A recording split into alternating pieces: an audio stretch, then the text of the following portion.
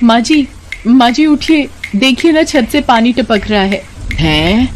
ए मुरी मैया, अभी तो बारिश का मौसम ठीक से आया भी नहीं और छत का ये हाल। चलिए माँ जी उधर चलते हैं, वहाँ पानी से बचे रहेंगे। पूरी रात उस कच्चे मकान की छत से पानी टपकता रहा। रामकली और उसकी बहू माला घर के एक कोने में बैठे रहे। इसके अलावा फिलहाल वो कुछ नहीं कर सकती थी। असल में वो बिल्कुल अकेली थी। रामकली के पति का कई साल पहले स्वर्गवास हो चुका था और माला का पति यानी रामकली का बेटा सुंदर करीब 3 सालों से घर नहीं आया था। वो पैसे कमाने के लिए शहर गया था लेकिन वापस घर नहीं लौटा। माला ने शहर जाकर उसे ढूंढने की कोशिश भी की लेकिन सुंदर उसे कहीं नहीं मिला। तब से माला और रामकली एक दूसरे के सहारे ही जिंदगी गुजार रही थी। खेती के लायक बहुत थोड़ी सी जमीन थी जिसके पास ही एक कच्चा घर बनाकर दोनों अपना गुजारा कर रही थी। लेकिन बारिश के आते ही अब ये घर भी साथ छोड़ रहा था। माँ जी देखिए तो, यहाँ भी दरार आ गई है और छत भी टपक रही है। अभी तो बारिश का मौसम बस शुरू ही हुआ है। अगर हमने जल्दी कुछ नहीं किया तो ये दीवार ढह जाएगी और फिर हमारा पूरा घर भी। नहीं नहीं, ऐसा कुछ नहीं होगा। इस दीवार और छत की छेदों को भरने के लिए बस थोड़ी मिट्टी मिल जाए, फिर काम हो जाएगा। तो चिंता मत कर, मैं जाकर गांव वालों से बात करती हूँ। कोई ना कोई अपने खेत से मिट्टी दे ही देगा हमें। माँ जी मिट्टी ही चाहिए तो हम अपने खेत से ले लेते हैं ना। अच्छा, और इतनी मेहनत से जो भिंडी के पौधे उगाए हैं उनका क्या होगा फिर? अगर मिट्टी निकाली तो सारी फसल खराब हो जाएगी। तो माँ जी गांव में सबने ही खेतों में कुछ ना कुछ उगा रखा होगा, तो हमें कोई कैसे देगा मिट्टी? हाँ मुश्किल तो है, पर हो सकता है किसी का खेत खाली हो। मैं जाकर देखती हूँ, तू जाकर खेत में पानी डाला। रामकली और माला किसी भी हालत में अपने खेत की फसल खराब नहीं होने दे सकती थी क्योंकि उनके पास राशन के नाम पर सिर्फ चावल ही थे जो उनके पिछली फसल से बचे हुए थे। रामकली पूरे गांव में घूमी और फिर सीधा गांव के मुखिया जी के पास गई। मुखिया जी, एक मदद चाहिए थी। हाँ बोलो रामकली, क्या हुआ? मुखिया जी, मेरी झोपड़ी की दीवार में दरार आ गई है। अगर दीवार गई तो पूरी झोपड़ी गिर जाएगी। दीवार फिर से बनाने के लिए बस थोड़ी सी मिट्टी चाहिए। छत भी टपक रही है तो अपने खेत से मिट्टी निकाल लेना, क्या दिक्कत है? मुखिया जी, मैं ऐसा तो कर लेती, पर मेरा खेत खाली नहीं है अभी। वो आपका खेत है ना पटरी के पास वाला, मैंने देखा आपने उसे खाली छोड़ा हुआ है। तो अगर उसमें से मैं ना ना ना ना ना, वहाँ की मिट्टी को हाथ भी मत लगाना। बारिश का मौसम आ गया है, मुझे वहाँ धान बोना है भाई। बस अभी वहीं तो जा रहा था मैं। बस आज का दिन दे दो मुखिया जी, कल बो लेना अपनी फसल। मैं और मेरी बहू बस थोड़ी सी मिट्टी निकाल लेंगे आज ही। अरे जिद मत कर, मना कर दिया ना मैंने। जा किसी और से बात कर जाके। रामकली को मुखिया से बहुत आस थी लेकिन खड़ूस मुखिया ने उसकी कोई मदद नहीं की। इसके बाद रामकली ने और कई लोगों से बात की लेकिन कोई भी उसकी मदद के लिए तैयार नहीं हुआ। उधर माला खेत पर पानी डालकर घर वापस आ चुकी थी और खाना बनाकर रामकली के इंतजार में बैठी थी। फिर कुछ देर बाद, माँ जी आप आ गई, क्या हुआ? कौन देगा हमें मिट्टी? कोई नहीं, सबकी जान जा रही है इतनी सी मदद करने में। आपने मुखिया जी से पूछा क्या? उनके पास तो बहुत सारे खेत हैं। वो मुखिया जितना बड़ा आदमी है उसका दिल उतना ही छोटा है।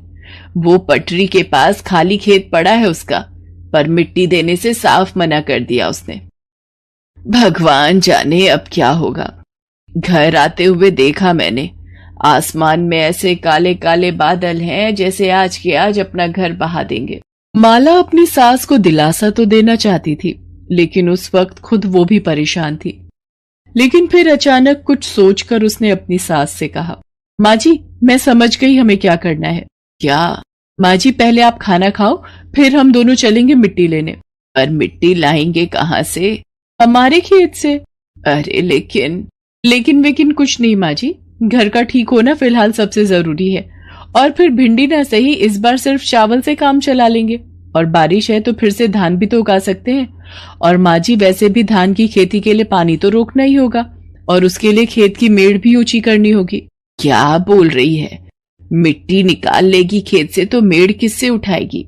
माँ जी मेरी पूरी बात तो सुनिए। अगर हम अपने खेत से कुछ मिट्टी निकाल लेंगे तो वैसे भी अपना खेत गहरा हो जाएगा, पानी खुद ही रुक जाएगा खेत में, तो मेड़ ऊंची करने की भी जरूरत नहीं होगी। हाँ री, ये तो मैंने सोचा ही नहीं। ठीक है, ऐसा ही करते हैं फिर। अब भिंडियों का जो होना है वो होए। चल पहले अपना घर बचाते हैं। सास बहू को बारिश से जूझने का रास्ता दिख गया था। पहले दोनों ने एक साथ बैठकर खाना खाया और फिर दोनों खेत पहुंचे। बड़े भारी मन से दोनों ने अपनी भिंडी की फसल उजाड़ दी और फिर अपने खेत से मिट्टी निकालकर बड़ी मेहनत से झोपड़ी की कमजोर दीवार को ठीक किया। साथ ही छत की दरारों को भी भर दिया। काम पूरा हो चुका था और इस बार दीवार पहले से मोटी और मजबूत दिख रही थी। फिर रात होते ही फिर से बादल कड़कड़ाने लगे और देखते ही देखते बारिश शुरू हो गई। ये देखकर रामकली कुछ उदास हो गई। माँ जी, आप परेशान मत होइए, मिट्टी की परत अच्छे से सूख गई है और इस बार सब कुछ पहले से काफी मजबूत है। अरे पगली, बात वो नहीं है। मैं ये सोच रही हूँ कि भिंडी तो बची नहीं, अब खाएंगे क्या? ये मिट्टी। माँ जी, ये चावल है तो सही, यही खाएंगे। और सुना है इस बार अच्छी बारिश होगी तो चावल फिर से उगा लेंगे और उन्हें इस बार बेच भी देंगे और उनसे जो पैसे आएंगे उनसे जो चाहे वो खाएंगे। माला की बात सुनकर रामकली मुस्कुरा दी और फिर दोनों सास बहू चैन की नींद सो गए, इस उम्मीद में कि अगले दिन तक उनका खेत बारिश के पानी से भर जाएगा तो उसमें वो धान की रोपाई कर देंगे। लेकिन कुदरत को तो कुछ और ही मंजूर था। उस रात से वो बारिश शुरू तो हो गई, लेकिन वो रुकेगी कब ये किसी को समझ नहीं आ रहा था। माँ जी, शुक्र है कि हमने अपना घर वक्त पर ठीक कर लिया, वरना तो बहुत दिक्कत हो जाती। घर तो बचा लिया बहू, पर लगता है इस बार फसल नहीं उगा पाएंगे। देखना, 2 दिनों से लगातार बारिश हो रही है, सारे खेत बारिश के पानी में डूब गए हैं। देख, सबकी फसलें बर्बाद हो गई हैं और हमारी तो पहले ही हो गई थी। सोचा था धान उगा लेंगे, पर ऐसी बारिश में वो भी कैसे हो। बारिश रुकने के बजाय लगातार तेज होती रही। पूरे गांव में बाढ़ जैसे हालात हो गए। फसलें तो बर्बाद हुई ही, लोगों के घरों में भी बाढ़ का पानी भर गया। रामकली और माला के घर में भी दोनों ने बड़ी मुश्किल से वो वक्त निकाला। पूरे 5 दिनों के बाद जब बारिश थमी तो धीरे धीरे बाढ़ का पानी भी उतरने लगा और खेतों की मिट्टी दिखने लगी। लेकिन अब कहीं भी फसल नहीं बची थी। बारिश ने सब कुछ बर्बाद कर दिया था। गांव के सारे किसान मायूस थे क्योंकि उनकी सारी मेहनत बर्बाद हो चुकी थी। उधर रामकली और माला के खेत का हाल तो और भी बुरा था क्योंकि वहां से पानी उतरा ही नहीं। बारिश थमने के बाद भी उनका खेत पानी से लबालब भरा हुआ था। असल में घर बनाने के लिए मिट्टी निकालने की वजह से ये खेत एक छोटे से तालाब की शक्ल ले चुका था और ये देखकर रामकली ने अपना माथा पीट लिया। क्या हुआ माँ जी, हम तो यही चाहते थे ना कि हमारे खेत में बारिश का पानी रुक जाए। अरे पगली, इतना पानी थोड़े ही चाहिए था। ये अब खेत नहीं, पूरे का पूरा तालाब बन गया है। यहाँ धान कैसे बोएंगे बता जरा। रामकली मायूस थी, लेकिन माला अभी भी अपने दिमाग के घोड़े दौड़ा रही थी। कुछ देर सोचकर उसने बड़ी ही फुर्ती से रामकली का हाथ पकड़ा और बोली, माँ जी आ गया, आ गया।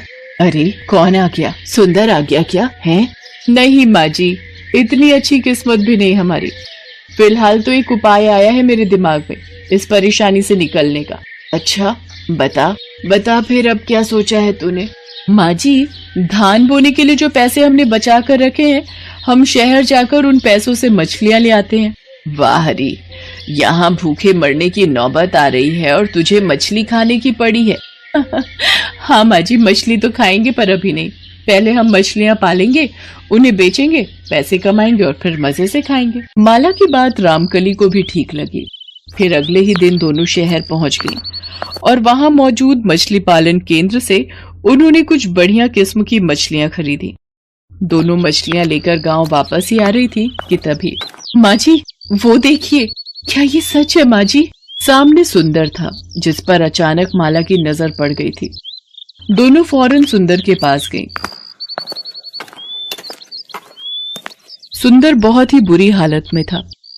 असल में उसका एक भयंकर एक्सीडेंट हुआ था जिसमें उसकी याददाश्त खो चुकी थी। और यही वजह थी कि वो वापस गांव नहीं पहुंच सका। माला और रामकली सुंदर को वापस पाकर बहुत खुश हुए और उसे अपने साथ साथ गांव वापस ले आए। लेकिन अब चुनौती और भी बड़ी थी, क्योंकि अब खाने वाले 2 नहीं बल्कि 3 थे और सुंदर का इलाज करवाना भी जरूरी था। चल माला, ये मछलियां जाकर अपने खेत मतलब कि तालाब में डाल आते हैं। अब तो बस इन्हीं से उम्मीद है। दोनों ने ऐसा ही किया। मौसम और किस्मत दोनों ने उनका साथ दिया। बारिश का मौसम जहां सारे गांव की फसलें बर्बाद कर रहा था, तो वहीं रामकली और माला के तालाब के लिए ये किसी वरदान से कम नहीं था। कुछ ही वक्त में तालाब में ढेर सारी मछलियां दिखने लगीं, जिन्हें देखकर माला और रामकली बहुत खुश हुई। बारिश की वजह से पूरा गांव पहले से ही परेशान था। उनके पास पिछले साल के चावलों के अलावा कुछ नहीं था खाने के लिए। ऐसे में सभी ने माला और रामकली से खूब मछलियां खरीदी और इस तरह उन्हें भी अपनी परेशानी का हल मिल गया।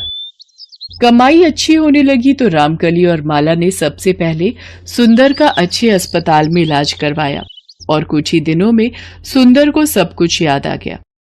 अब सब ठीक था। अब रामकली का परिवार भी पूरा था और घर का राशन भी। इस वीडियो को लाइक करें, हमारे चैनल को सब्सक्राइब करें, बेल आइकन जरूर प्रेस करें हमारी न्यू वीडियो सबसे पहले देखने के लिए।